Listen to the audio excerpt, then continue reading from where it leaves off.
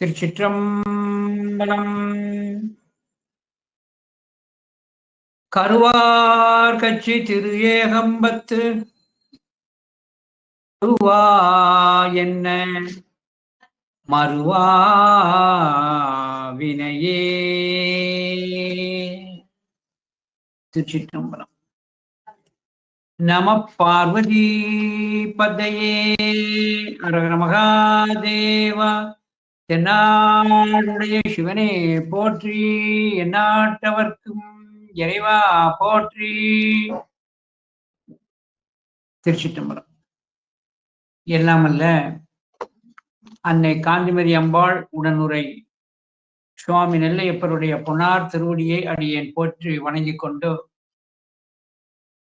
மேன்மை புரிந்திய திருமந்திர நகரிலே கோயில் கொண்டெழுந்தருளி நமக்கெல்லாம் நல்வாழ்வு தந்து கொண்டிருக்கின்ற அன்னை பாகம்பரியாள் உடனுரை சங்கர ராமேஸ்வரருடைய பொன்னார் திருவடியை அடியேன் போற்றி வணங்கி, சைவ மக்களுக்கெல்லாம் குலதெய்வமாய் திகழ்கின்ற மாதவ சிவஞான சுவாமிகளுடைய பொன்னார் திருவடியை அடியேன் போற்றி வணங்கிக் கொண்டு, பழைய வைதிக சைவம் பாரங்கும் பரவுதல் வேண்டும் என்ற நோக்கிலே செயல்பட்டு கொண்டிருக்கின்ற தூத்துக்குடி புனிதர் பேரவையினை சார்ந்திருக்கின்ற அனைத்து பொறுப்பாளர்களுக்கும், அந்த அமைப்பிலே தங்களை இணைத்துக் கொண்டிருக்கின்ற அன்பர்களுக்கும், இந்த நிகழ்ச்சியை கண்டும் கேட்டும் பயனடைந்து கொண்டிருக்கின்ற அன்பர்களுக்கும் நெல்லை சிவகாந்தி ஆகிய அடியேனது பணிவான வணக்கத்தை தெரிவித்துக் கொள்கின்றேன்.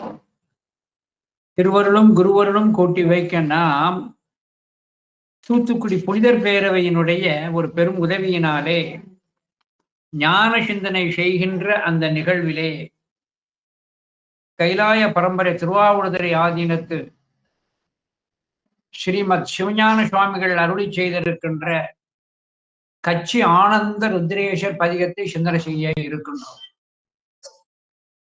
திருவருளையும் குருவருளையும் அடியன் சென்னி மேல் வைத்துக் கொண்டு சிவஞான சுவாமிகள் அருளி செய்திருக்கின்ற ஆனந்த ருத்ரேஷர் பதிக சிந்தனையை அடியன் மேற்கொள்ளுகிறோம். சைவ பெரியவர்களே, நம்முடைய சைவம் என சொல்லக்கூடியது முத்திக்காமிகளுக்கு உரியது. முத்திக்காமிகளுக்கு உரிய காரணத்தினாலே இந்த நூல்கள் எல்லாம் ஞான நூல்கள் என்று சொல்லப்படும். இந்த ஞான நூல்கள் என சொல்லக்கூடியது அத்தனையுமே முத்திக்காமிகளுக்கு உரியதே. ஆகையினாலே தான் சைவத்திரத்தைக்கு நுழைய வேண்டும் என சொன்னால் முதலில் பிறவி துன்பத்தை உணர்ந்தவர்கள் தான் சைவர்கள் ஆவார்கள். அந்த பிறவி நோய்க்கு மருந்து எது என்று அறிந்தவர்கள் தான் சைவர்கள் ஆவார்கள். ஆகையினாலே தான் நம்முடைய வான்புகள் வள்ளுவன் அழகாக தன்னுடைய திருவாக்கிலே குறிப்பிட்டு காட்டுகிறார். பிறவி பெருங்கடல் நீந்துவர் நீந்தார் இறைவனடி சேரார். அருமையான ஒரு நூலின் நோக்கம் இங்கு சொல்லப்பட்டது. பிறவி பெருங்கடல் நீந்துவர் நீந்தார் இறைவன் அடி சேரார்.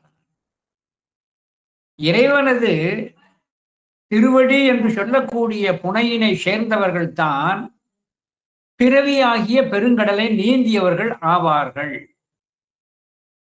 இந்த இறைவனது திருவடியாகிய அந்த புனையை சேராதவர்கள் நீந்த மாட்டாராய் அதனுடையே அழுந்துவர். ஆகையினாலே தான் நம்முடைய பரிமேல் அழகர் இதற்கு ஒரு சிறப்பு விளக்கம் தருகிறார்.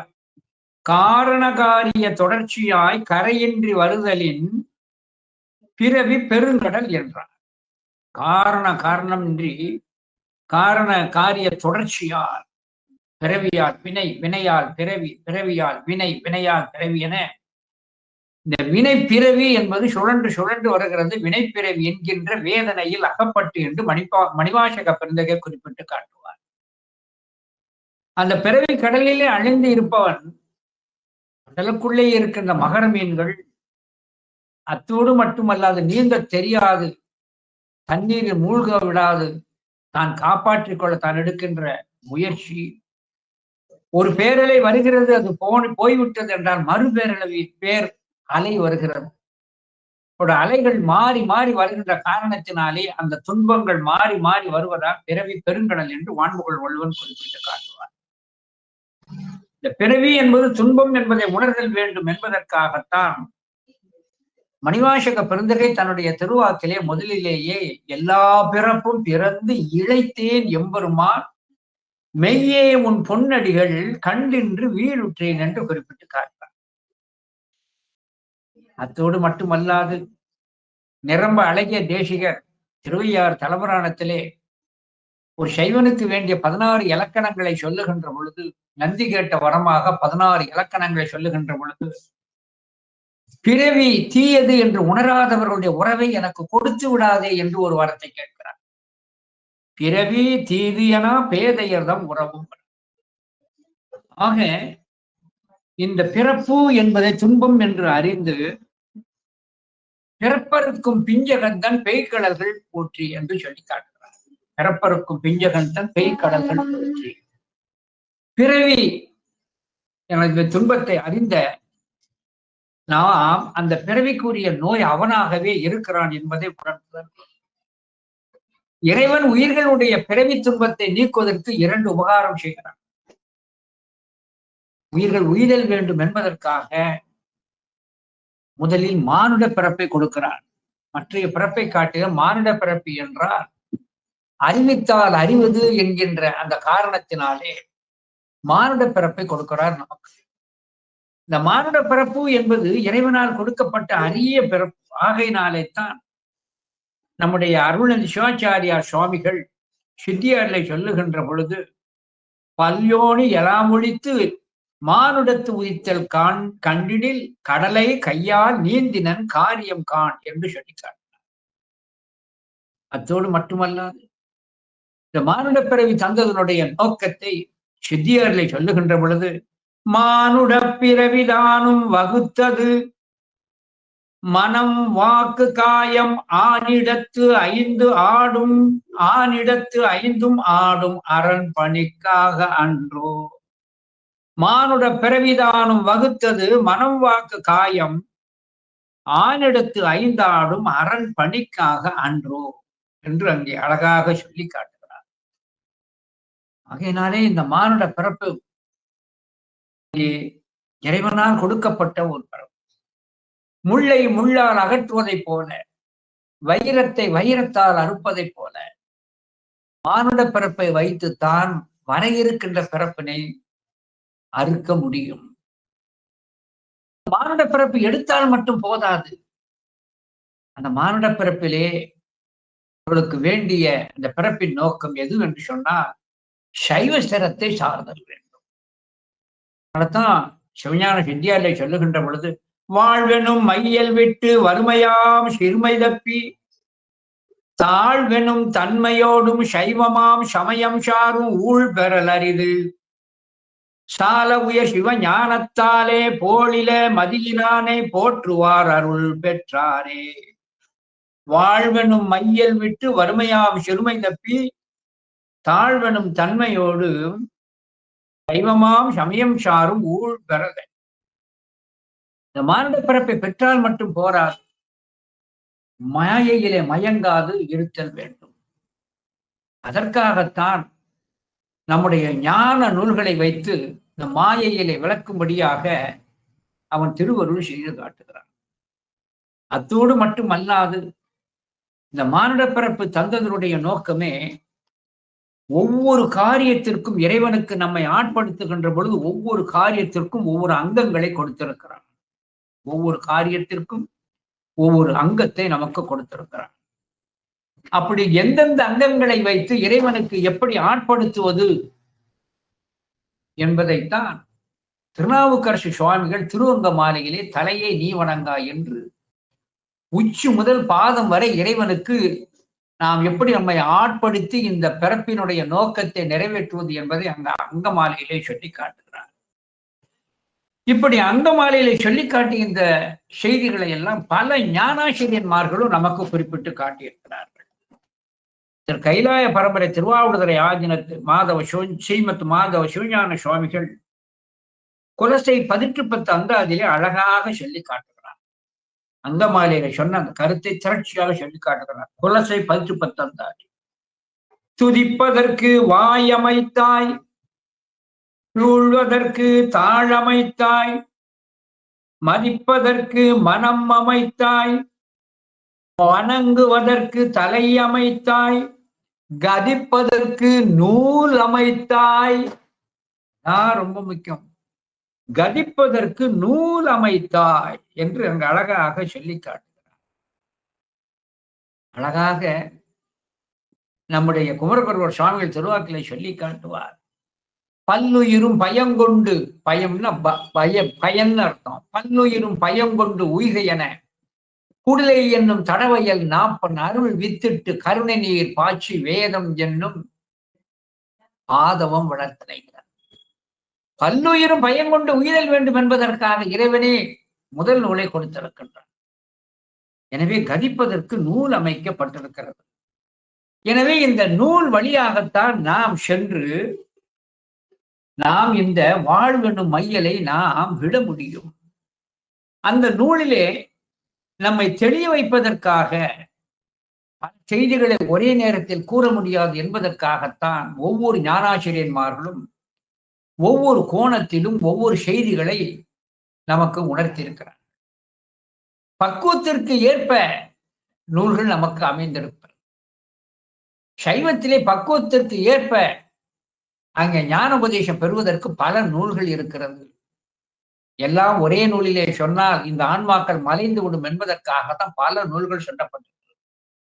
எந்த ஒரு சமயத்திற்கும் இல்லாத சிறப்பு நம்முடைய சைவ சமயத்தின்கள்ல எண்ணற்ற ஞான நூல்கள் இருக்கிறது. அத்தனை நூல்களை கற்றல் வேண்டும். ஆனால்தான் அவ்வை பிராட்டி ஆத்திச்சூடியிலே சொல்லுகின்ற பொழுது நூல் பல கல், பல நூல்களை கல் என்று சொல்லி கொன்றை வேந்தனை சொல்லுகின்ற பொழுது நூல் முறை அறிந்து ஷீலத்து ஒழுகுனார். நூல் முறை அறிந்து ஷீலத்து ஒழுகு என்று அழகாக அங்கே சொல்லி காட்டுகிறார். இந்த நூல்கள் என சொல்லக்கூடியது நம்மை தெளிய வைத்து நம்மை உயர்த்தும் என்ற காரணத்தினாலே தான் அப்பர் சுவாமிகள் 5வது திருமுறையிலே திரு கடம்பந்துறை பதிகத்திலே சொல்லி காட்டுவார். நூலால் நன்றா நினைமின்கள், நூலால் நன்றாய் நினைமின்கள், நூலால் நன்றா நினைமின்கள். எதற்கு? நோய் கெட, உன்னுடைய பிறவி துன்பம் நீங்க வேண்டுமா? நூலால் நன்றாக நினையுங்கள், சொல்லிய பாட்டின் பொருள் உணர்ந்து சொல்லுங்கள்.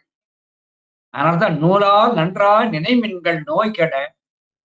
பால் ஆண் 5உடன் ஆடும் பரமனார் காலால் ஊன்றுகந்தான் கடம்பந்துரை மேலா நாம் செய்த வல்வினை வீடுமே. நூலால் நன்றாக நாம் உணர்ந்தோம் என சொன்னால் மேலாம் நாம் செய்த நல்வினை வீடுமே. வினை இல்லாமல் போய்விடும் என்றார். பிறப்புக்கு வித்தாகிய வினை போய்விட்டால் பிறவி என்கின்ற வேறங்கே இல்லை, மரம் இல்லை. அதனால்தான் நூலால் நன்றாய் நினைமின்கள். இதே போன்று நம்முடைய திருஞான சம்பந்த மூர்த்தி நாயனார் திருவேற்காடுல தோலினால் உடைமேவ வல்லான் சுடர் வேலினால் உரை வேற்காடு நூலினால் பணிந்து ஏத்திட வல்லவர். நல்ல நூல்களை கொண்டு சொல்லிய பாட்டின் பொருள் உணர்ந்து நூலினால் பணிந்து ஏத்திட வல்லவர் மாலினார் வினை மாயுமே. அவர்களுக்கு அந்த வினை என சொல்லக்கூடிய ஒன்று பிறவியாகிய உத்து அவங்களை விட்டு நீங்கிவிடும் என்பதை அழகாக இங்கே சொல்லி காட்டுகிறார். ஆகையினாலே தான் நம்முடைய முன்னோர்கள் எல்லாம் அங்கே சொல்லுகின்ற பொழுது பெருமானே உன்னை பாடுகின்ற வல்வா ஒரு புண்ணியத்தை எமக்கு கொடுத்தருளும் என்று அழகாக விண்ணப்பம் செய்திருக்கிறார். அழகாக நம்முடைய நூல்களிலே திரு கைலாய பரம்பரை தர்மபுர ஆதீன முதல்வர் சொக்கநாத கலித்துறையிலே சொல்லி காட்டுவார். பாடும்படியாக என்னை செய் என்று அங்கே சொல்லி காட்டுவார். தோடு மட்டுமல்லாது திருவாசகத்திலும் கூட எனக்கு நீ பாடுகின்ற வரத்தை கொடு என்று கேட்கிறார் நம்முடைய மணிவாசக சுவாமிகள். பாட வேண்டும் நான் போற்றி நின்னையே பாடி நைந்து நைந்து உருகி நெக்கு நெக்கு ஆட வேண்டும் நான் போற்றி அம்பலத்து ஆடும் நின்கடல் போது நாயினேன் கூட வேண்டும் நான் போற்றி இப்புழுக்கூடு நீக்கு என போற்றி எல்லாம் வீட வேண்டும் நான் போற்றி வீடு தந்து அருள் போற்றினின் மெய்யன் மெய்யனே. எனவே பாட வேண்டும் நான் போற்றி. போற்றி என்ற சொல்லுக்கு வணக்கம் என்று பெயர். ஆகையினாலே தான் இறைவன் அருள் இருந்தால் தான் பாட முடியும். பாடினால்தான் அது நமக்கு நாம் பாட பாட ஆணவ மலத்தினுடைய வலிமை அங்கே கெடும். நாம் பாடுவதற்கு பாடுதல் வேண்டும் என்பதற்காகத்தான் அழகாக நம்முடைய நூல்களிலே அங்கே சொல்லுகின்ற பொழுது நம்முடைய திரு கைலாய பரம்பரை தர்மபுர ஆதீன குரு முதல்வர் ஸ்ரீ குருஞான சம்பந்தர் சொக்கநாதர் வெண்பாலை சொல்லுகின்ற பொழுது, சொக்கநாதா உனையே சொல்லும் அடியேனுடைய பக்கமாய் நின்று வினை பாற்றியே. உன்னுடைய புகழையே சொல்லுகின்ற உன்னுடைய நாமத்தையே சொல்லுகின்ற எனக்கு, சொக்கநாதா உனையே சொல்லும் அடியேனுடைய பக்கமாய் நின்று வினை பாற்றியே. எப்போ எக்காலும் மீண்டு வாராத கதி மேவிப்பாய் மற்றீண்டு வாராய் நெறி. பாடினால் இந்த பகுதியிலே நமக்கு பிறப்பு என்பது இல்லை. எக்காலும் மீண்டு வாராத கதி மேவிப்பாய் தென்மதுரை தாண்டவனே சொக்கநாதா என்று சொல்லி காட்டுகிறார். இந்த பாடுவது எப்படி நமக்கு பிறப்பு அறுக்கும் என்பதை படிமுறையிலே திரு கைலாய பரம்பரை தர்மபுர ஆதீன குரு முதல்வர் குருஞான சம்பந்தர் அழகாக சொக்கநாதர் கலிவெண்பா சொக்கநாதர் கலித்துறை, சொக்கநாதர் கலித்துறை என்கின்ற நூலிலே அழகாக சொல்லிக்காட்டு. பாடுவதில் ஆரம்பித்தால் எதில் சென்று முடியும் என்று படிமுறையிலே சொல்லி காட்டுகிறார்.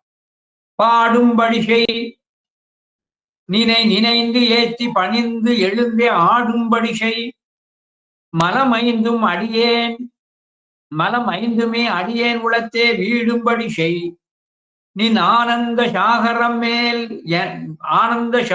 மேல் எனவே நாடும்படி செய் மதுராபுரி சொக்க நாயகனே. அழகாக சொன்னார். பாடும்படி செய், பாடினால் நினைந்து ஏத்தி நினைந்து பாடிக்கொண்டிருந்தால் மனம் அவனையே நினைக்கும். நினைப்பவர் மனம் கோயிலாய் கொள்வான். பணிந்து ஏத்தி பாடினால் நினைவிலே நிறைவான். நினைவிலே நிறைந்த பின்பு அடிமைத்திறம் கொண்டு பணிந்தெழுவோம். அந்த ஆனந்த பரவசத்தாலே ஆடும்படி செய்து அதன் காரணத்தினாலே மலமைந்துமே அடியேன் குலத்தே வீடும்படி செய். என் ஆன்மாவை பற்றி இருக்கின்ற பஞ்சமல கொத்து, ஆணவம் கண்மம் மாய் திரோதம் மாயையை என சொல்லக்கூடிய அந்த பஞ்சமல கொத்து மகனால் போய் விடுகிறது. அதனாலே நின் ஆனந்த சாகர மேலெனவே நாடும்படி செய். பஞ்சமல கொத்து நீங்கிய பின்பு மேலான அந்த சிவபோகமே நமக்கு மேலான பொருள் என்று அங்கே மனம் அந்த ஆன்மா நாடும். அவள் நாடும்படி எனக்கு கொடுத்து அந்த சிவபோகத்திலே ஆழ்த்துவாய் என்று மதுராபுரி சொக்கநாதனை வேண்டியதாக அங்கே அழகாக அங்கே சொல்லி காட்டப்பட்டிருக்கிறது.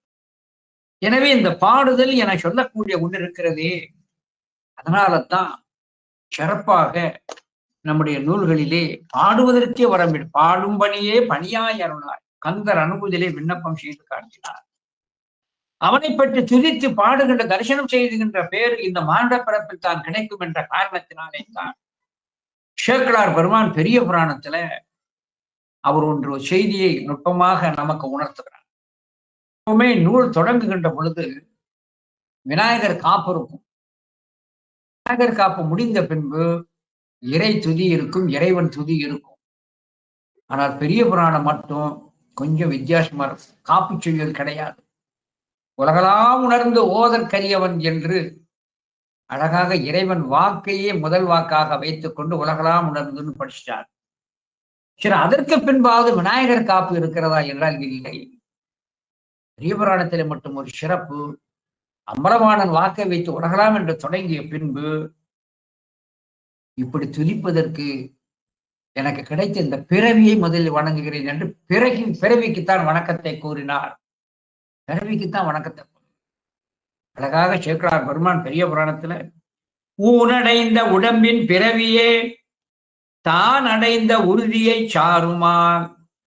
ஊனால் பதிந்திருக்கின்ற இந்த உடம்பு இருக்கின்ற இந்த மானுட பிறவியே தான் அடைந்த உறுதியை சாருமார். இந்த மானுட பிறவியால் தான் உறுதி பொருளாகிய உன்னை வந்து சாரும். தேனடைந்த மலர்பொழில் தில்லையுள் மானடம் செய் வரதர் தாழ் தொழ. உன்னை தொழவும் உன்னை பாடுவதற்கும் கிடைத்திருக்கின்ற இந்த மானுட பிறவியே உயர்ந்தது என்று தன்னுடைய உடம்பாகிய இந்த மானுட பிறப்புக்கு அவர் மிகுதியாக ஒரு வணக்கத்தை செய்து கொண்டுதான் அங்கே நூலை தொடங்குகின்றார். அப்படியாக நாம் தொடங்குகின்ற பொழுது நமக்கு சைவத்திலே 12 திருமுறைகள் இருக்கிறது. 12 திருமுறைகள் இருப்பதோடு மட்டும் அல்லாது ஞானாசிரியர்மார்கள் பலர் அருளி செய்திருக்கின்ற ஞான நூல்கள், எண்ணற்ற ஞான நூல்கள் இருக்கிறது. திருமுறைகள் அல்லாத மற்ற எந்த ஞான நூல்கள் ஓதுதற்கு உரியதென்றால் சைவ ஆதீனங்கள் அங்கீகாரம் செய்திருக்கின்ற ஞான நூல்கள் தான் கற்று சைவ ஆதீனங்களால் அந்த ஞானாசிரியன்மார்களை ஏற்று அவர்களது நூலினை அங்கீகாரம் செய்திருந்தால் தான் நாம் அந்த நூலை படித்தல் வேண்டும். இல்லையே திருமுறை அல்லாது ஆதீனங்களுடைய அங்கீகாரம் அல்லாத நூல்களை நாம் படித்தல் கூடாது. அது சைவத்திற்கு அது அழகு அல்ல. அந்த வகையிலே மாதவ சிவஞான சுவாமிகள் அருளி செய்திருக்கின்ற பிரபந்தங்கள் முற்றிலும் திரு கைலாய பரம்பரை திருவாவடுதுறை ஆதீனத்தினுடைய உடைமை ஆகையினாலே அந்த திருவாவடுதுறை ஆதீனத்து முனி புங்கவர்கள் ஒருவராயிருக்கின்ற சிவஞான சுவாமிகளும் நமக்கு இறைவனை எப்படி துதித்தல் வேண்டும் என்பதற்கு அழகாக நமக்கு பல உபகாரங்கள் செய்து பல நூல்களை தந்தருளி இருக்கின்றார். அந்த பெருமான் சொன்ன அருளி செய்திருக்கின்ற ஞான நூல்களிலே ஒன்று தான் கச்சி ஆனந்த ருத்ரேஷர் பதிகம். எப்பொழுதுமே ஒரு நூலை சிந்தனை செய்ய தொடங்குகின்ற பொழுது அந்த நூல் எப்படிப்பட்ட நூல் என்ற ஒரு பெருமையை அறிந்து கொள்ளுதல் வேண்டும். அதற்கு பின்பு அந்த ஞானாசிரியரனுடைய ஒரு சிறப்பையும் நாம் அறிந்து கொள்ளுதல் வேண்டும், சரிதத்தையும் அறிந்து கொள்ள வேண்டும். அந்த வகையிலே நம்முடைய கச்சி ஆனந்த ருத்ரேஷர் பதிகம் என சொல்லக்கூடிய இந்த ஞான நூல் எப்படிப்பட்டது என சொன்னால் அந்த ஸ்ரீ கச்சி ஆனந்த ருத்ரேஷர் பதிகத்தை பற்றி முதலில் இந்த நூல் அமைப்பை பற்றி லேசாக சொல்லிக்கொண்டு சிந்தனைக்கு சொல்லுவோம். நூலினுடைய பெயர் கச்சி ஆனந்த ருத்ரேஷர் பதிகம். கச்சி என சொல்லக்கூடியது தொண்டை நாட்டிலே இருக்கின்ற காஞ்சிபுரத்திலே எழுந்தருளி இருக்கின்ற அந்த பெருமானுடைய நாமங்களிலே ஒன்று கச்சி ஆனந்த ருத்ரேஷர். அந்த இடத்திற்கு பெயரே கச்சி ஆனந்த ருத்ரேஷம் என்று அங்கே பெயர் இருக்கிறது. இதற்கு ஏன் கச்சி ஆனந்த இந்த ஆனந்த ருத்ரேஷம் என்று பெயர் வந்தது என சொன்னார், 118 ருத்ரர்களில் முதலாவராக இருக்கின்ற ஆனந்த ருத்ரரால் பூஜிக்கப்பட்ட காரணத்தினாலே அவருக்கு கச்சி ஆனந்த ருத்ரேஷர் என்று பெயர் வருகிறது. இந்த கச்சி ஆனந்த ருத்ரேஸ்வரர் மீது சிவஞான சுவாமிகள் செய்த தோத்திரம் ஆனந்த ருத்ரேஷர் பதிகம். எனவே காஞ்சியிலே எழுந்தருள் இருக்கின்ற ஆனந்த ருத்ரேஷம் தலத்திலே இருக்கின்ற ஆனந்த ருத்ரேஷர் மீது பாடப்பட்ட தொகுதிதான் பதிகம், கச்சி ஆனந்த ருத்ரேஷர் பதிகம் என்று அங்கே அழகாக அங்கே குறிப்பிட்டு காட்டப்பட்டிருக்கிறது. இன்னொரு ஞாபகப்படுத்துறேன், 118 ருத்ரர்களில் முதலாவதாக இருக்கின்ற ஆனந்த ருத்ரேஸ்வரால் பூஜிக்கப்பட்ட காரணத்தினாலே அந்த பெருமானுக்கு ஆனந்த ருத்ரேஷர். அந்த ஆனந்த ருத்ரேஸ்வரர் மீது பாடப்பட்டதுதான் இந்த அருமையான துதி கச்சி ஆனந்த ருத்ரேஷர் பதிகம். இந்த திருப்பாடல் என சொல்லக்கூடியது, இந்த திருப்பதிகம் என சொல்லக்கூடியது 11 திருப்பாடல்களை உடையது. இந்த பதிகம் 11 திருப்பாடல்களை உடையது. ஒரு பதிகம் என்று சொல்லுகின்ற பொழுது அதற்கு இலக்கணம் 7 பாடல்களுக்கு குறையாமலும் 14 பாடல்களுக்கு மிகை இல்லாமலும் பாடுதலுக்கு தான் பதிகம் என்று பெயர் உண்டு. பதிகம் என்ற சொல்லுக்கு இன்னொரு பெயர் தொகுப்பு என்று ஒன்று இருக்கிறது. தொகுப்பு அல்லது அடங்கல், தொகுப்பு அல்லது அடங்கல்.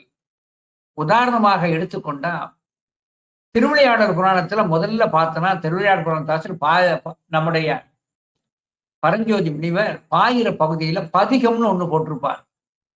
பதிகம்னு ஒண்ணு போட்டு சில பாடல்கள் இருக்கும். அந்த பதிகம் என்பதற்கு என்ன பொருள் என சொன்னா தொகுப்புன்னு அர்த்தம்.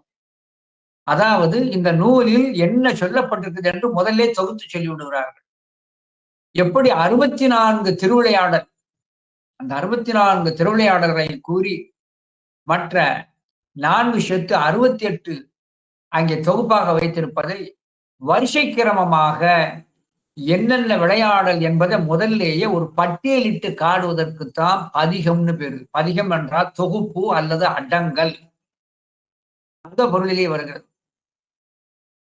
நம்ம நூல்களிலே எடுத்துக்கொண்டால், துதியிலே எடுத்துக்கொண்டால் பதிகம் என்று வருகின்ற பொழுது அது 10 பாடல்களை கொண்டது. திருக்கடை காப்பு சேர்த்து பெரும்பாலும் 11 இருக்கும்.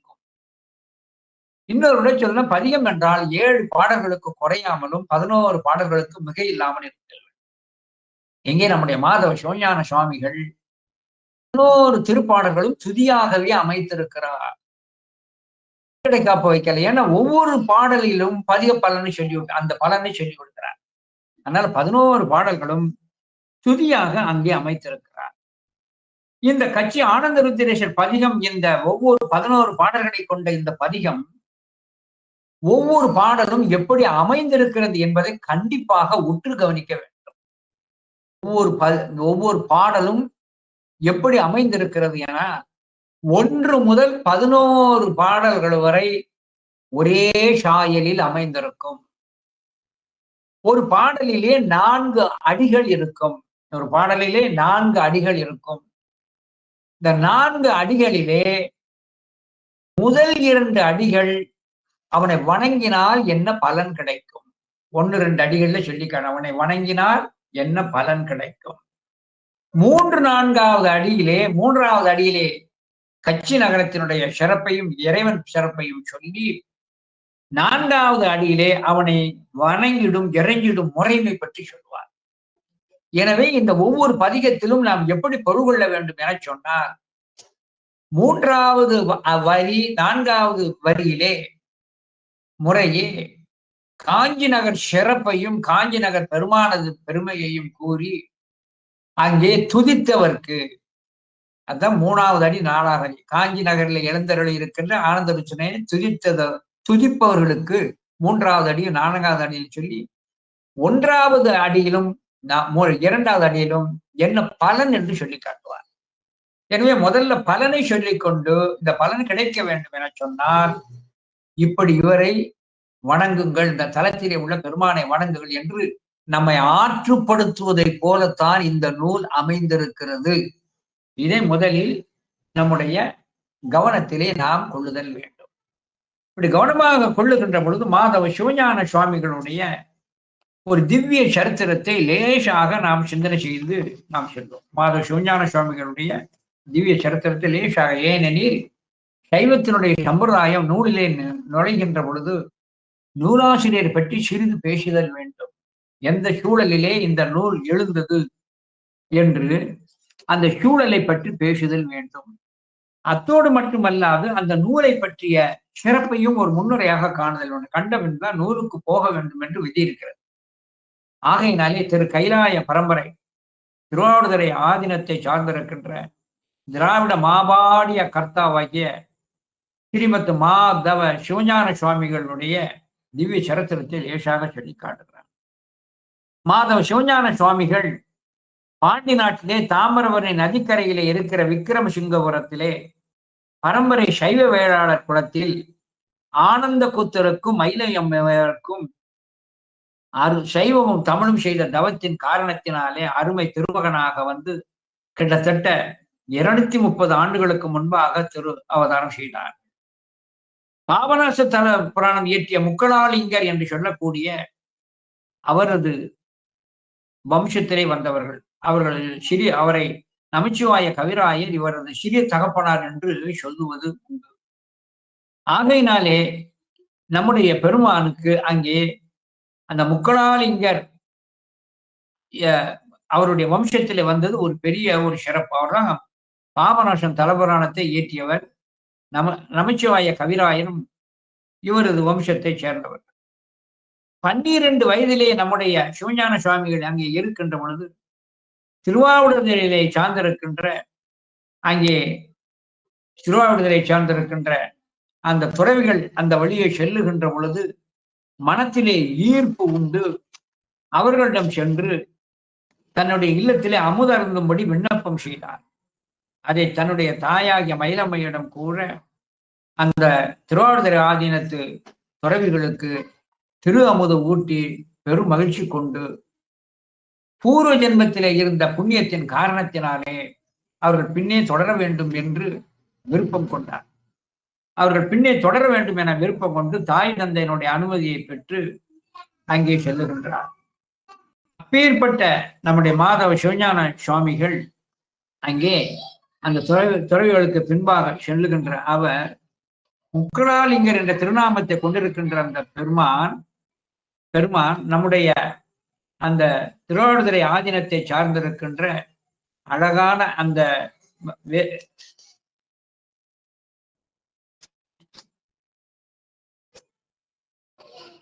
நம்முடைய மாதவ சிவஞான சுவாமிகள் தன்னுடைய குருமூர்த்தி ஆகிய அவரிடம் ஞான தீக்கை உபதேசங்கள் பெற்று சிவஞான சுவாமிகள் என்ற ஒரு தீட்சா நாமத்தையும் பெற்றுவிட்டார். நம்முடைய 12 வயசிலேயே திருவாவடுதுறை ஆதீனத்தை சார்ந்திருக்கின்ற ஸ்ரீரை வேலப்ப தேசிக சுவாமிகளிடத்தை சைவ சந்நியாசமும் தீட்சையும் பெற்றவர். அங்கே அவரிடமேயே வடமொழி தென்மொழி முதலியான ஒரு நூல்களை பெற்று அந்த நூல்களை உபதேசமாக பெற்று அவர் இருந்தார். அவருடைய அறிவின் ஆற்றலையும் மற்றவைகளையும் பார்க்கின்ற பொழுது அவர் அகத்தியருடைய அம்சம் என்று அங்கே எல்லோரும் வியந்தது உண்டு. அப்பேற்பட்ட அந்த பெருமானானவர் காஞ்சி தலத்திலே வந்து பல ஆண்டுகள் தங்கி இருக்கின்றார். காஞ்சி தலத்திலே வந்து பல ஆண்டுகள் அங்கே தங்கி இருக்கின்ற பொழுதுதான் அங்கே பல நூல்கள் அவர்கள் செய்வதற்கு மேற்கொண்டார். முதலிலே செப்பரை அகிலாண்டேஸ்வரி பதிகத்தை திருவாய் மலர்ந்தார். அதற்கு பின்பு காஞ்சிபுரத்திலே தங்கியிருக்கின்ற பொழுதுதான் சைவத்திற்கு வளமையும் பெருமையும் கொடுக்கின்ற பல ஞான நூல்களை இயற்றி அருளினார். அப்படி காஞ்சிபுரத்திலே தங்கி இருக்கின்ற பொழுது நம்முடைய சிவஞான சுவாமிகள் இயற்றிய ஞான நூல்கள் அதிலே ஒன்றுதான் கச்சி ஆனந்த ருத்ரேஷர் பதிகம் என்று சொல்லி காட்டப்படுகிறது. மாதவ சிவஞான சுவாமிகள் இயற்றிய நூல்கள் இளசை 10 அந்தாதி, கச்சி ஆனந்த ருத்ரேஷர் பதிகம், கம்பராமாயண முதற் செய்யுள் சங்கோத்திர விருத்தி, கலசை செங்கழநீர் விநாயகர் பிள்ளைத்தமிழ், கலசை 10 அந்தாதி, காஞ்சிபுராண முதற்காண்டம், குளத்தூர் அமிதாம்பிகை பிள்ளைத்தமிழ், குளத்தூர் 10 அந்தாதி, செப்பரை ராசை அகிலாண்டேஸ்வரி பதிகம், சோமேஸ்வர் முதுமொழி வெண்பா, திருத்தொண்டர் திருநாம கோவை, திருமுல்லை வாயில் அந்தாதி, திரு ஏகம்பர் அந்தாதி, திரு ஏகம்பர் ஆனந்த கடிப்பு, பஞ்சாக்கர தேசிகர் மாலை, சிவஞான சித்தியார் பொழிப்புரை, மாபாடியம் சிவஞான மாபாடியம், சிவஞான போத சிற்றுரை. அதற்கு மேலாக இலக்கண விளக்க சூறாவளி, சங்கர நமச்சிவாயர் நன்னூல் விருத்தி உரை திருத்தம், தொல்காப்பிய சூத்திர விருத்தி, இன்னும் மொழிபெயர்ப்புகளாக தர்க்க சங்கரமும் அன்னப்பட்டியமும், அர்த்தரால் செய்யப்பட்ட ஸ்லோக பஞ்சகம் மொழிபெயர்ப்பு, சித்தாந்த பிரகாசிகை, சிவதத்துவ விவேதம், கண்டன நூல்களிலே சித்தாந்த மரபு கண்டனம், சிவ சமவாத உரை மறிப்பு, எடுத்து என்னும் சொல்லுக்கிட்ட வைரக்குப்பாயம், என்ன இப்பவத்தில் என்று தொடங்குகின்ற சிவ சமவாத உரை மறுப்பு ஆகியவர்களை செய்திருக்கிறார். இப்படிப்பட்ட பல நூல்களை செய்த நம்முடைய பெருமானானவர் அங்கே திருவாவடுதுறை அடைந்து தவமே திருவுருமாக கொண்டார் போல நிட்டை கூடி சித்திரை மாதத்து ஆயில்ய நன்னாளிலே இறைவனோடு சிவ பரிபூரணம் அடைந்தார் என்று அங்கே சரித்திரம் சொல்லி காட்டப்பட்டிருக்கிறது. எனவே இப்பேற்பட்ட பெரும் சிறப்பு வாய்ந்திருக்கின்ற மாதவ சிவஞான சுவாமிகளுடைய அருமையான அந்த ஞான நூல்களிலே ஒன்றுதான் கச்சி ஆனந்த ருத்ரேஷர் பதிகம். இந்த கச்சி ஆனந்த ருத்ரேஷர் பதிகம் 11 திருப்பாடல்களை கொண்டது. முதல் திருப்பாடலை நாம் சிந்தனை செய்வோம். ஐந்தை ஆரினை அடக்கி அருந்தவம் புரியாரேனும் வந்து ஐயா என எல்லோரும் வணங்கிட வாழலாமால் முன்பு ஆறிரண்டு தன்மம் முதல் விஷை மூதூர் வாழும் எந்தை ஆனந்த ருத்ரேஷனை இறைஞ்சினோர்க்கே. இந்த நூலிலே பல சிறப்புகளை வைத்து சொல்லி காட்டுகிறார். இப்படி பொருள் கொள்ளுகின்ற முறைப்படி செய்தி சொல்லி காட்டுகிறேன். முந்து ஐயார் 2 தன்மம் முதல் விஷை மூதூர். காஞ்சியினுடைய ஒரு சிறப்பை முதல்ல சொல்லி காட்டுகிறார். முன்னொரு நாளிலே முந்து ஐயார் 2 ஐயார் 32 32 தர்மங்கள். 32 தர்மங்கள் நம்முடைய தாயானவள் அங்கே இயற்றிய தலம். அதனாலதான் அம்பாளுக்கு அறம் வளர்த்த நாயகி என்ற ஒரு பொருள் உண்டு. இதன் செய்தி உங்களுக்கு எல்லோருக்குமே தெரியும். சுவாமியானவர் அம்பாளுக்கு ஞானோபதேசம் செய்கிறார். ஞானோபதேசம் செய்கின்ற பொழுது அண்டசராச்சரங்கள் அத்தனையும் என் மேனியில் அடங்கும் என சொல்ல, அம்மையானவள் அண்டசராச்சரம் அத்தனையும் மேனியில் அடங்கும் என்றால் சூரியனும் சந்திரனும் எது என்று கேட்க, சூரியனும் சந்திரனும் எனது இடக்கண் வலக்கண்ணுமாம் என்று திருவாய் மலர, இந்த உண்மை உலகோருக்கு உணர்த்தும் பொருட்டு அம்மையானவள் திடீரென்று அம்மை பின்பக்கம் வழியாக வந்து சுவாமியினுடைய வலக்கண் இறக்கண் இரண்டையும் இப்படி கை புதைத்தாள். உலகம் இருண்டது. என சூரியன் சந்திரனாகிய திருக்கண்களை புதைத்த காரணத்தினாலே உலகம் இருண்டது. உயிர்கள் துன்புற்றது. அந்த துன்புற்றதை அறிந்து இறைவனானவர் நெற்றிக்கண்ணிலே திறந்து ஒளியை கொடுத்து உயிர்களுக்கு இன்னலை நீக்கினார். கண் புதைத்து பின்பு அம்பாள் கையை எடுத்து விட்டாள். அம்பாள் எடுத்து பார்க்கின்ற பொழுது, தான் புதைத்திருந்த அந்த திருவிரல்களை எடுத்து பார்க்கின்ற பொழுது வியர்வை இருந்தது.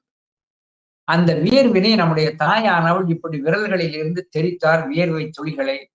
அது வானத்தில் கங்கையாக போய்விட்டது. அப்பொழுது அம்மையானவள் திருக்கண் புதைத்த அந்த நேரத்திலே உயிர்கள் அடைந்த துன்பத்தை கண்டு, நான் தவம் செய்ய விரும்புகின்றேன். இந்த உயிர்கள் அடைந்த துன்பத்திற்காக நான் தவம் செய்து அந்த குற்றத்தை நீக்க விரும்புகிறேன் என சொல்லி, அதற்கு நல்ல இடம் எது என்று கேட்க, சுவாமியானவர் காஞ்சி தலத்தை சொல்ல, காஞ்சி தலத்திற்கு நம்முடைய தாயானவள் வந்து அங்கே மணலை, அங்க இருக்கின்ற மணலை சிவலிங்கமாக கூட்டி பூஷணை செய்கிறாள். அம்பாளினுடைய அந்த பூஜையின் வலிமையை உலகோருக்கு காட்டுவதற்காக, அம்பாளை சோதிக்கன்னு சொல்லக்கூடாது, அம்பாளுடைய பூஜை வலிமை உலகோருக்கு காட்டுவதற்காக நதியை பெருக்கெடுத்து வரும்படியாக செய்து அம்மைக்கு ஒரு நடுக்கத்தை கொடுக்கிறார். அப்படி நடுக்கத்தை கொடுப்பதற்காக அந்த நதியிலே வெள்ளம் திரண்ட காரணத்தினாலே நடுக்கம் என்பதற்கு கம்பம் என்று பெயர். நடுக்கத்தை கொடுப்பதற்கு நீர் திரண்டு வந்த அந்த நதி கம்ப நதி. கம்பம்னா அது நடுக்கம் என்ற அர்த்தம். ஆகையினாலே அது செய்த உடனே அம்மையானவள் அந்த சிவலிங்கம் வெள்ளத்தினால் பழுதுபட்டு விடக்கூடாது என்பதற்காக மணல் சிவலிங்கத்தை அணைத்தாள். அங்கே நம்முடைய அணைத்த பொழுது நம்முடைய தாயினுடைய 2 தனச்சுவடுகளும் அந்த பெருமானது திருமேனியிலே பட்டது. பிறகு சுவாமி உனக்கு என்ன வரம் வேண்டும் என கேட்கின்ற பொழுது, முதல் வரமாக இந்த தலத்திலே வந்து யார் வந்தாலும் அவர்கள் செய்திருந்த எந்த பாவமும் நீங்க வேண்டும், திருவடி பிழைத்தல் தவிர. உன்னுடைய திருவடியை மறந்தவர்களை தவிர மற்றவர்கள் யார் வந்தாலும் அவர்கள் பாவம் உடனே தீர்தல் வேண்டும். 2வது, இந்த தலத்திலே யான் இருந்து உயிர்களுக்கு 32 தர்மத்தை செய்ய விரும்புகிறேன். செய்வதனுடைய நோக்கம் உயிர்களுக்கு தெரிவிப்பதற்கு, அறிவிப்பதற்கு, உணர்த்துவதற்காக. அப்படி அம்பாளானவள் 32 தர்மங்களையும் அங்கே இயற்றி அருள்கிறார். அதைத்தான் இங்கே சொல்லி காட்டுகிறார். முந்து ஐயார் 2 தர்மம் முதல்வி ஆகிய அந்த அம்மை முதல்வி செய் மூதூர். இது பழமையான மூதூர். வாழும் இந்த தலத்திலே உறைந்திருக்கின்ற என்னுடைய தந்தையாகிய ஆனந்த ருத்திரேஷனை இறைஞ்சினோர்க்கே. ஆனந்த ருத்திரேஷனை யாரெல்லாம் இறைஞ்சுகின்றார்களோ அவர்களுக்கு என்ன பலன் கிடைக்கும்? 5 6 அடக்கி அருந்தவம் புரியாரேனும் வந்து ஐயா என எல்லோரும் வணங்கிட வாழலாமா. எப்பொழுதுமே ஒருவர் சிவமாம் தன்மை பெற்று சிவனது அருளினை பெற்று விட்டால் தேவர்கள் வந்து வணங்குவார்கள். எல்லோரும் வந்து வணங்கினார். ஒரு உண்மை தெரிஞ்சுக்கிடணும். நம்ம வீட்டு தீவினை செய்திருந்தால் யமபடர்கள் பற்றி கொண்டு சித்திரகுப்தன் முன்பாக சென்று வைத்து அந்த நம்முடைய கணக்கை வாசித்து எங்கேயும் அனுப்புவார். நரகத்துக்கு எல்லாத்துக்கும் அனுப்புவார். ஆனால் சிவனடியார்களுக்கு மட்டும் யமன் வராது. யமன் வராமல் சிவகணங்கள் வரும். சிவகணங்கள் வந்து அங்கே பெருமானிடம் செல்லுகின்ற பொழுது, அழைத்து செல்லுகின்ற பொழுது பிரம்மா, விஷ்ணு, ருத்ரன் முதலான அனைவரும் வந்து வணங்கி நிற்பார்கள். இதைத்தான் நம்முடைய சுந்தரமூர்த்தி சுவாமிகள் அழகாக திருவஞ்சைக்கள பலத்திலே சொல்லி காட்டுகிறார். தான் துதித்த காரணத்தினாலே இறைவன் என்னை கைலைக்கு அழைத்து வருகின்ற பொழுது யாரெல்லாம் பக்கத்திலிருந்து எனக்கு துதித்தார்கள், வெள்ளை யானை மேல் ஏற்றி வைத்து எப்படி உபச்சாரம் செய்தான் என்பதை அந்த தான் என்னை முன்படைத்தான் என்ற பதிகத்தில் சொல்லி காட்டார். எனவே அந்த ஆனந்த ருத்ரேசனை வணங்கியவர்களுக்கு வந்து ஐயா என எல்லோரும் வணங்கிட வாழலாமால், அந்த ஆனந்த ருத்ரேசனை வணங்கினால் எல்லோரும் வந்து நின்று யா என பணிந்து வணங்குகின்ற ஒரு பெருவாழ்வை படலாம். ஐயா என எல்லோரும் வணங்கிட வாழலாமா. இப்படி ஐயா என்று எல்லோரும் வணங்குவதற்கு சைவத்திலே சிவமாம் தன்மை பெறுவதற்கு 2 நெறி. ஒன்று யோக நெறி, மற்றொன்று ஞான நெறி. யோக நெறி என சொல்லுகின்ற பொழுது அங்கே நம்முடைய மூச்சு காற்றை வைத்து யோகங்கள் செய்து படகளை இடகளை பெண்கள் என்பதை நிறுத்தி சுழுமுனை வழியாக ஏற்றி ஐம்புலன்களையும் அங்கே நாம் நன்றாக ஒடுக்கிக் கொண்டு அங்கே நாம் செய்கின்ற தவ நிலை ஒன்றிருக்கிறது, யோக நிலை. மற்றொன்று ஞான நிலை. ஆனால் எல்லோருமே முனிவுங்கோர்கள் எல்லோருமே தவநிலை, அந்த யோக நிலையைத்தான் விரும்புவார். அப்படி விரும்புகின்ற பொழுது இறைவனை அடைகிற நோக்கத்தோடு அவர்கள் சிரத்தையோடு என்ன செய்வார்களாம்? 5 6 அடக்கி, இந்த 5 6 அடக்கி என்பது சிங்க நோக்காக 5 அடக்கி 6 அடக்கி, இப்படி அடக்கிய 2 இடத்துல சேர்க்கணும். சிங்க நோக்காக 5 அடக்கி 5 அடக்கி. 5 என சொல்லக்கூடியது ஐம்புலன்களை குறித்தது. ஐம்புலன்களை குறித்தது. முதல்ல இறைவனது அருள் கிடைத்து நம்ம எல்லோரும் நம்மை வந்து வணங்க வேண்டும்னு சொன்னா முதல்ல ஐம்புலன்களை அடக்கி தவம் செய்யணும். புலன்கள் தான் நமக்கு எதிரி. ஐம்புலன்கள் தான் நமக்கு எதிரி. விட்டிலுக்கு கண் எதிரி, சின்னமாக்கு காது எதிரி, மீனுக்கு நாக்கு எதிரி, அது அசனமாக்கு எதிரி. விட்டிலுக்கு கண் எதிரி, காது அசனமாக்கு எதிரி, மூக்கு வண்டுக்கு எதிரி, நம்முடைய நாக்கு மீனுக்கு எதிரி, உடம்பு யானைக்கு எதிரி. அது ஸ்பரிச உணர்ச்சியாலே அது ஒன்று கொண்டு சண்டையிட்டு சாவும்.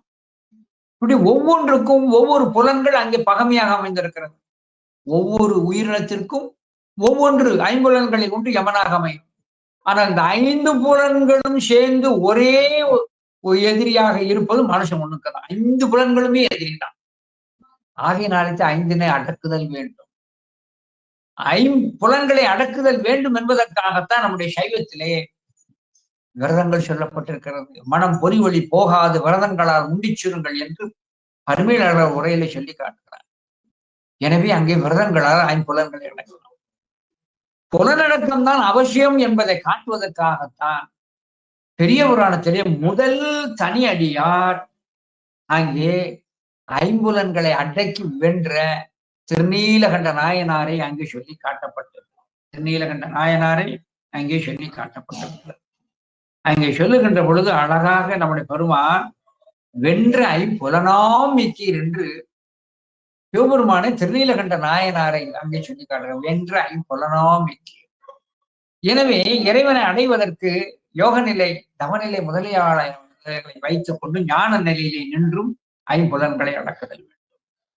6 வெல்லுதல் வேண்டும். 6 என சொன்னார் மனதிலே ஆசை என்று ஒன்று வருகின்ற பொழுது விருப்பு வெறுப்பு ஏற்படும்.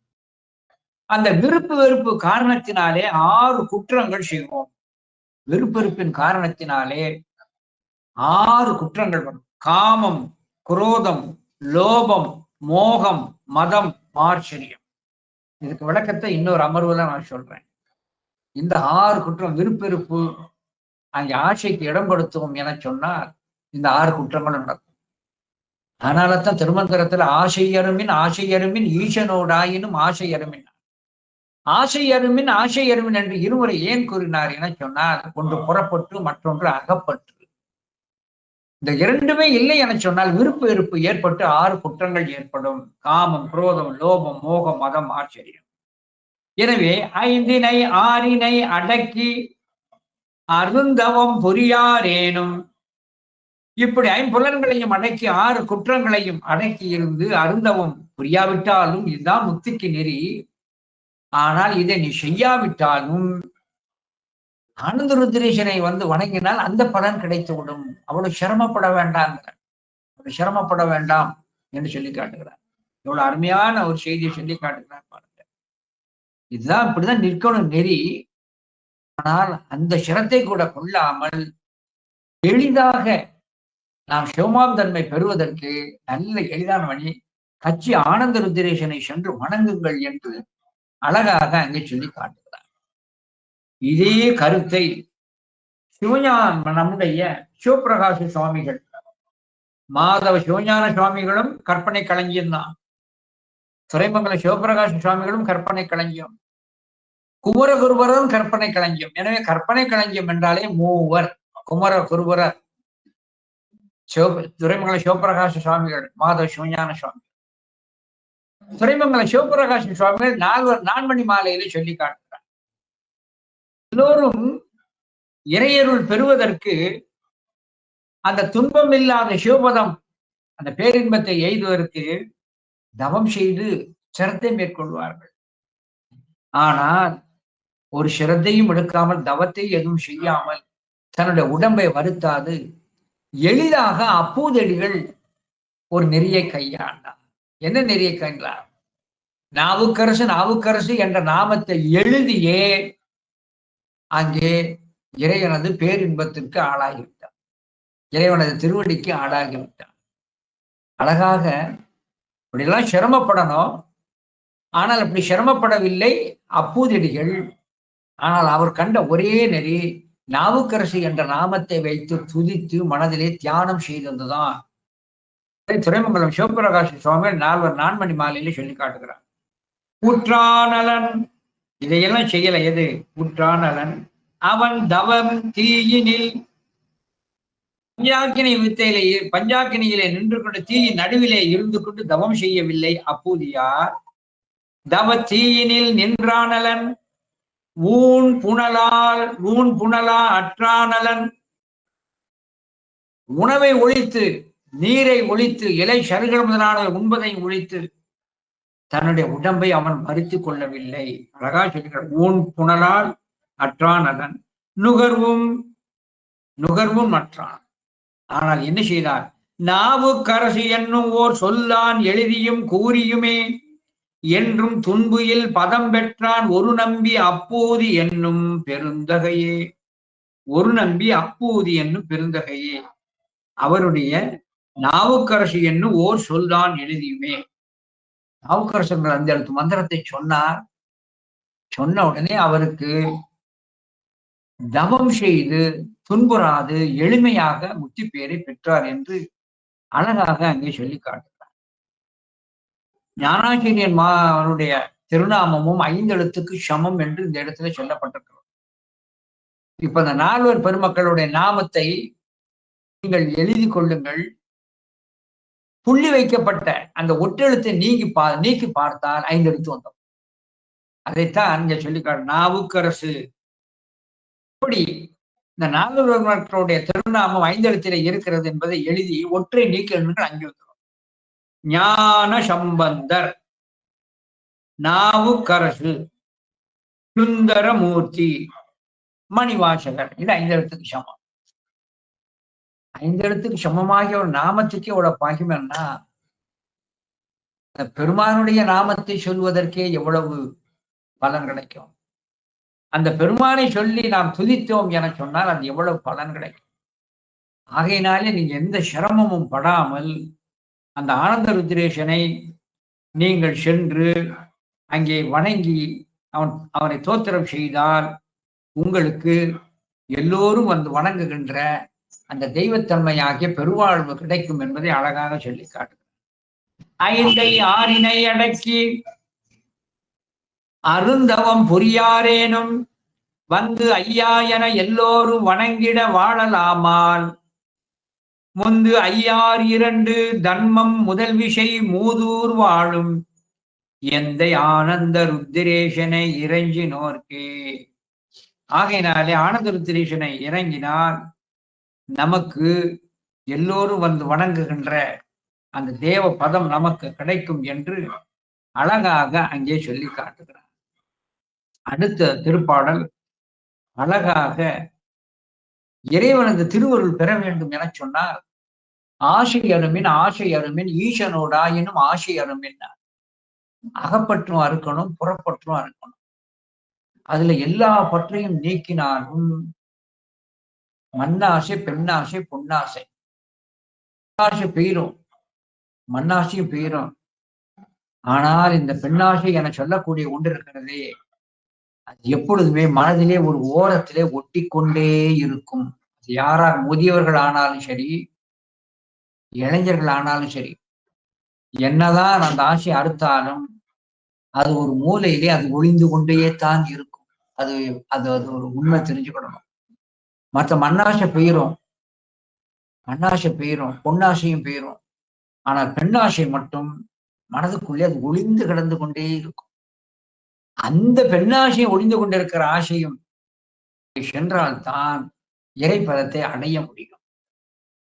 இந்த பெண்ணாசை என்பதை முற்றிலும் மறுக்க வேண்டும் என்பதற்காகத்தான் அங்கே வைத்து சொல்லப்பட்டது.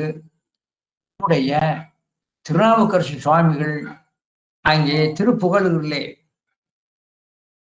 அந்த திருப்புகழிலே உழவாரப்பணி செய்கின்ற பொழுது தேவ நங்கையர்கள் வந்தது, தன்னுடைய மேனியை காட்டியது, கானம் இசைத்தது, தன்னுடைய மெல்லிய ஆடைகளால் நாவுக்கர் சுவாமிகள் மேல் தடவியது, நறுமணம் தன் மேனியிலே இருந்து வந்து அவர் நுகரும்படியாக செய்தும் கூட இவரால் ஆவது இங்கு ஒன்றில்லை, எல்லா ஆசையும் திறந்துட்டேன், நீங்கள் இருவினையின் வடிவங்கள் நான். ஆகையினால இந்த பெண்ணாசை என்பதை அறுத்தல் வேண்டும். இந்த பெண்ணாசை என்பதை அழித்தால் உங்களுக்கு மேலான ஒரு பதம் கிடைக்கும். அந்த பெண்ணாசையை நீங்கள் அறுக்க வேண்டும் என சொன்னால் நம்முடைய இந்த காஞ்சி தளத்தில் இருக்கிற கட்சி ஆனந்த ருத்ரேஸ்வரை வந்து வணங்குங்கள் என்று குறிப்பிட்டு காட்டுகிறார்.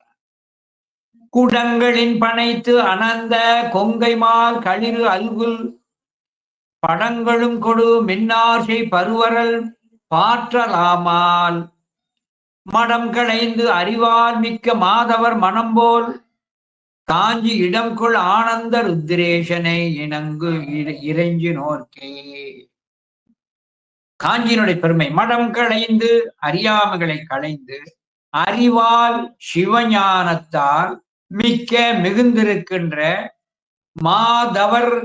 மாதவர்கள் அங்கே இருக்கின்ற மாதவர் மனம் போல் அங்கே தூய்மையாக இருக்கின்ற அந்த காஞ்சி இடம்கொள் அந்த காஞ்சியிலே இருக்கின்ற ஆனந்த ருத்திரேசன இறைஞ்சினோர்க்கே.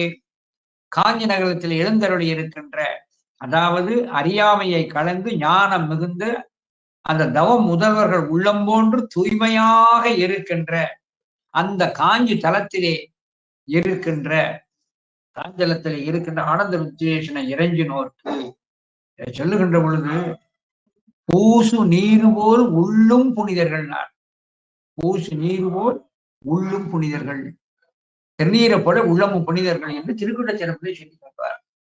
இங்க காஞ்சி தலத்தை சொல்லுகின்ற பொழுது இந்த தலமானது தூய்மையானது. எதை போல? அறியாமையை கலந்து ஞானம் மிகுந்திருக்கின்ற அந்த தவசிகளது மனம் போல இந்த காஞ்சி தலம் புனிதமானது. இந்த காஞ்சி தலம் புனிதமான இந்த காஞ்சி தலத்திலே இருக்கின்ற ஆனந்த ருத்திரேசனை இறைஞ்சினோர்க்கு, ஆனந்த ருத்திரேசனை இறைஞ்சினவர்களுக்கு குடங்களின் பனைத்து அனாந்த கொங்கைமால் களிறு அல்கள் படங்களும் கொடு. அந்த பெண்களுடைய அவயங்கள் எதெல்லாம் நாம் கெட்ட சிந்தனையோடு இருக்குமோ அந்த அவயங்களை எல்லாம் சொல்லி காட்டுகிறார். எனவே குடங்களின் பனைத்து அணைந்து கொங்கைமால் களிர் மல்குல் படங்களும் கொண்டு மின்னாசை பருவரல் பாற்றலாமால்.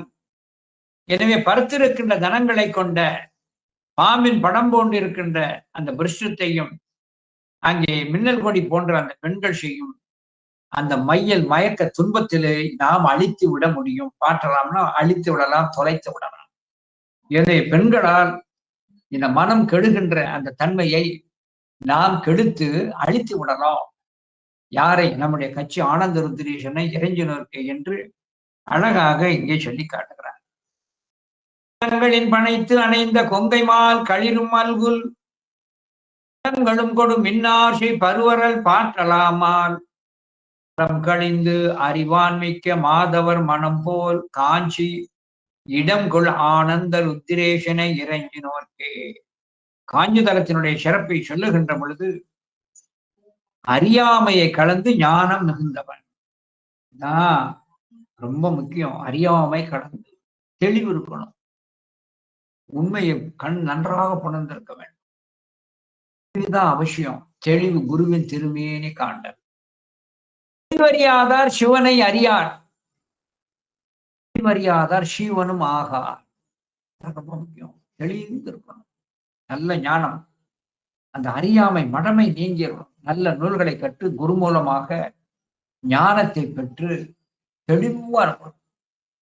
தெளிவறியாதார் சிவனும் ஆகார், தெளிவறியாதார் சீவனும் ஆகார். தெளிந்தால்தான் அந்த பெருமானை பற்றிய உண்மையை நன்றாக அறிந்து தெரிந்தால்தான் இருக்கணும். குரு கீதை என்று ஒரு கீதை இருக்கிறது. குரு கீதை என்றால் ஞானம் பெறுவதற்கு குரு அவசியம் என்று உலகோருக்கு உணர்த்துவதற்காக தாயாகிய உமையவள் சிவனிடம், பெருமானே குரு அவசியம் ஞானம் பெறுவது என்பதை உலகோருக்கு காட்டுவதற்காக நீர் குருவாக அமர்ந்தருளும், இன்னும் முன்னே நான் சீட பாவனையில் அமர்ந்து கொள்கிறேன், எனக்கு உபதேசம் செய்யும். அதன்படி சிவபெருமான் குருவாக அமர்ந்திருக்கிறார். அம்மை கீழே சிஷ்ய பாவனையில அமர்ந்திருக்கிறார். அப்படி குரு பாவனையில இருந்து உபதேசம் செய்வதற்கு பேர் குரு கீதைன்னு பேர். அதுல சொல்லி காட்டுகிறார், தெளிவடையாதவன் சிவனை காண மாட்டான். இருக்கு, இதை தமிழ்ல மொழிபெயர்த்திருக்காங்க.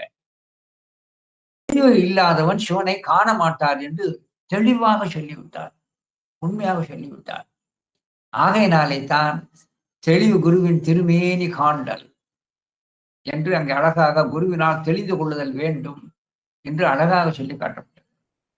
அதனால தான் ஒரு நல்ல மேன்மை புரிஞ்ச சைவனுக்கு இலக்கணம் மடம் களைந்து அறிவால் மிக்க. அறிவு என்பது இங்கே சிவஞானத்தை குறிக்கிறது. மலம் என்று சொன்னால் ஆணவமலத்தை குறிக்கும். மலம் என்று சொன்னால் ஆணவமலத்தை குறிக்கும். இதே போல பூ என்று சொன்னால் தாமரையை தான் குறிக்கும். பதம் என்று பொதுவாக சொன்னால் சாயுஜத்தை குறிக்கும். கடவுள் என்று பொதுவாக சொன்னால் சிவத்தை தான் குறிக்கும். இதே போல அறிவு அல்லது ஞானம் என்றால் அது சிவஞானத்தை தான் குறிக்கும். எனவே அறியாமையை அகற்றி சிவஞானம் உடையவர்கள் மேன்மை பெற்றவர்கள். அந்த மேன்மை பெற்றவர்கள் அவர்களைப் போலவே தலமும் மேன்மை பெற்றது. எனவே தெளிவு அவசியம். அது அறியாமையை நீக்கி தெளிதல் அவசியம் என்பது அந்த அடியார்களினுடைய இலக்கணமும் சூஷகமாக சொல்லப்பட்டது என சொல்லி, இப்படி சைவ சித்தாந்த கருத்துக்களை இங்கே இடையிடையே வைத்து அங்கே ஒரு நல்ல ஒரு முறையாக இப்படி 11 பாடல்களை செய்திருக்கிறார் என சொல்லி, எஞ்சிய திருப்பாடல்களை அடுத்த அமர்விலே நாம் சிந்திப்போம் என தெரிவித்து இந்த அளவிலே இன்றைய சிந்தனையை நிறைவு செய்கிறேன். வாழ்க மன்னவன் செங்கோல் மலைமுகில், வாழ்க நான்மறை வாணர்கள் நானிலம், வாழ்க வைதிக சைவ மலர்த்திரு, வாழ்க அஞ்செழுத்து உண்மை நல் மந்திரம். திருச்சிற்றம்பலம்.